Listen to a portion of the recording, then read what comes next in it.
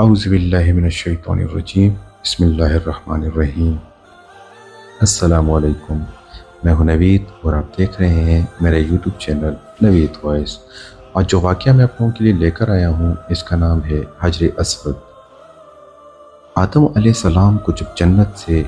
راندہ درگاہ کیا گیا، جنت سے نکالا گیا، زمین پہ اتارا گیا، تو لکھا یہ ہے کہ آدم علیہ السلام جو وہاں سے چلنے لگے ہیں تو انہوں نے وہاں سے وہ حجر اسود کو اٹھا لیا۔ حجر اسود کو بطور موڑے کی یعنی بیٹھنے کے لیے ایک سیٹ کے طور پر حجر اسود کو بغل میں لے لیا اور زمین پر اتارے دیے گئے۔ اور دوسری روایت میں آتا ہے کہ جس رات میں آدم علیہ السلام کو آسمان سے زمین پر اتارا گیا تو اس رات میں آدم علیہ السلام بڑے وحشت محسوس کر رہے تھے، بڑے مایوس، اور پوری اس دنیا کی ہو کے عالم میں اکیلے رات کو بیٹھے ہیں اور بڑی ایک مایوسی اور وحشت داری ہے۔ اسی رات میں اللہ تعالیٰ و تبارک نے جنت کے دو جواہر یعنی ایک حجر اسود اور دوسری مقام ابراہیم، یہ دو پتھر اللہ و تبارک و تعالیٰ نے اس رات میں آدم علیہ السلام کے ساتھ اتار دیے۔ جب صبح کی روشنی پھیلی ہے تو آدم علیہ السلام نے اپنے پاس یہ دونوں پتھر پڑے دیکھے، پہچان گئے کہ یہ تو جنت کے میرے ساتھی ہیں، کہ جنت کے جواہرات میں سے آپ نے دونوں کو لے کے سینے سے لگا کے ان کو بغلگیر ہو گئے۔ اس سے تسکین حاصل کرنے لگے کہ یہ وہ جنت کا ایک سامان میرے ساتھ آ گیا ہے۔ اس طریقے سے اللہ نے ان دونوں پتھروں کو زمین پر اتارا۔ اور عجیب بات ہے، ایک حدیث میں آتا ہے کہ آدم علیہ السلام جو حجر اسود کو لے کر آئے تھے، اصل میں حجر اسود ایک فرشتہ تھا۔ جب آدم علیہ السلام کو جنت میں اللہ تعالیٰ و تبارک نے آباد کیا، ایک فرشتے کی نگرانی لگا دی تھی کہ آدم علیہ السلام کی نگرانی کرے، تو ان تمام کی تمام جنتی ان کے لیے مباح ہے، لیکن یہ جو ایک درخت ہے اس درخت کے کھانے سے ان کو منع کیا گیا ہے، تو تم اس کی نگرانی کرتے رہو کہیں آدم علیہ السلام اس درخت کا پھل نہ کھائیں۔ چنانچہ یہ فرشتہ جو ہے وہ آدم علیہ السلام کی نگرانی کرتا رہا، تو آدم علیہ السلام بھی محتاط رہے اور جنت کے اندر وقت گزارتے رہے۔ جب اللہ تبارک و تعالیٰ کو تکوینی طور پر منظور تھا کہ آدم علیہ السلام پھل کھائیں اور پھر آگے سارا پڑوسی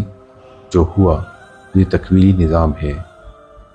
اللہ کے ہاں یہ ہونا تھا، یہ مقدر تھا، تو اللہ تبارک و تعالیٰ نے آدم علیہ السلام سے اس فرشتے کو اوجھل کر دیا، یعنی آدم علیہ السلام کو فرشتے دائیں بائیں کہیں نظر نہیں آیا۔ تو جب یہ آدم علیہ السلام کو پھل کھانے کا موقع آیا تو انہوں نے آگے بڑھ کر اس پھل کو کھا لیا۔ جیسے ہی پھل کھایا تو اللہ تبارک و تعالیٰ کے ہاں ظاہر ہے کہ ایک خاص قسم کا غضب نازل ہوا کہ تمہیں منع کیا گیا تھا تو کیوں کھایا؟ تو اسی ہیبت اور دبدبے کے عالم میں اللہ تبارک و تعالیٰ نے اس فرشتے کی طرف دیکھا۔ جب اس ہیبت کے عالم میں اس فرشتے کو دیکھا ہے تو فرشتہ خوف سے پتھر بن گیا اور وہ حجر اسود کی شکل کے اندر قائم ہو گیا، اور جس کو آدم علیہ السلام زمین پہ لائے، اس کی تائید ایک دوسری صحیح حدیث یہ ہوتی ہے کہ نبی کریم صلی اللہ علیہ وآلہ وسلم فرماتے ہیں کہ کل روز قیامت میں جب حجر اسود میدان حشر میں آئے گا تو اس کے دو کان ہوں گے، اس کی دو آنکھیں ہوں گی، اس کی زبان ہوگی، باقاعدہ ہاتھ ہوں گے، گویا کہ پورے ہاتھ پیر کے ساتھ یہ میدان حشر کے اندر پہنچے گا۔ اور ساتھ نبی صلی اللہ علیہ وسلم نے فرمایا کیونکہ حجر اسود اصل میں ایک فرشتہ تھا، وہاں اللہ تبارک و تعالیٰ دوبارہ اس کو انہیں اعضاء کے ساتھ ظاہر کر دیں گے، اور وہاں پہنچ کر پھر دنیا کے اندر ان کو بوسہ کرنے والے جو لوگ ہیں ان کے حق میں گواہیاں دیں گے۔ تو معلوم ہوا کہ یہ حجر اسود ایک فرشتہ ہے کہ دنیا کے اندر جو لوگ ہیں جو اس کو بوسہ دیتے ہیں اور وہ تختی پر نوٹ ہو جاتا ہے، اس آدمی نے مجھے بوسہ دیا، اس کے گناہ معاف کر دیے گئے ہیں، تو کل روز قیامت میں وہ اس کی گواہی دے گا۔ اور مزے کی بات ہے کہ دنیا کے اندر ایک بہت بڑے محدث گزرے ہیں، وہ یہ کہتے ہیں کہ میں مکہ کے اندر حرم میں حجر اسود کے قریب، کعبہ کے قریب ایک عرصہ تک رہا، تو میں نے ایک مرتبہ عجیب منظر دیکھا کہ حجر اسود وہاں سے نکلا، حجر اور اس کے دونوں ہاتھ تھے، پھر پیر تھے، اس کے کان، اور پوری ایک انسانی شکل میں نکلتا ہے، وہ نکلا اور کافی دور تک ٹہلتا ہوا دوبارہ وہ اسی جگہ قائم ہو گیا اور اسی طرح پتھر کی شکل اختیار کر دی۔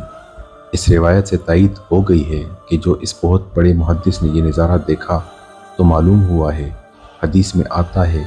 کہ جب حجر اسود کو کوئی حج یا عمرہ کرنے والا بوسہ دیتا ہے تو حقیقت میں وہ اللہ سے مصافحہ کرتا ہے، اللہ سے سلام کرتا ہے، तो सलाम करने के नतीजे में अल्लाह तबारक व तआला इसके सारे गुनाहों को माफ़ कर देते हैं। जैसे खुद दो ईमान वाले जब आपस में एक दूसरे से मुसाफिहा करते हैं, हदीस में आता है कि इन दोनों के अलग होने से पहले, इनके मुसाफिहे अलग होने से पहले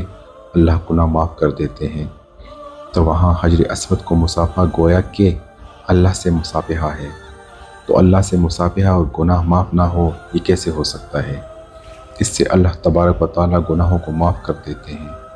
तो ये हजर अस्वद, ये वो फरिश्ता है कि जो हर बोसा देने वाले की तफसीलात को नोट कर लेता है। तो अल्लाह से दुआ है कि अल्लाह तबारक व तआला हमें हजर अस्वद का सलाम और इसका बोसा लेने की सादत नसीब फरमाए, आमीन। लेकिन इसमें शरीयत का मसला लिखा है कि इसके लिए आप किसी दूसरे को तकलीफ़ देकर इसका बोसा ना लें। तकलीफ़ देकर बोसा लेंगे तो जाहिर है बोसा लेना एक मुस्तहब अमल है, लेकिन तकलीफ़ देना हराम है। हराम काम करके एक मुस्तहब हासिल करेंगे, अल्लाह तबारक व तआला के आगे इसकी कोई कीमत नहीं। अगर नहीं मौका तो दूर से इस्तिलाम कर लें, इस्तिलाम करके छूम लें तो आपको वही अजरत मिलेगा कि जो कि बोसा देने के मौके पर मिलता है। अल्लाह से दुआ है कि अल्लाह ताला इस पर अमल करने की तौफीक अता फरमाए, आमीन।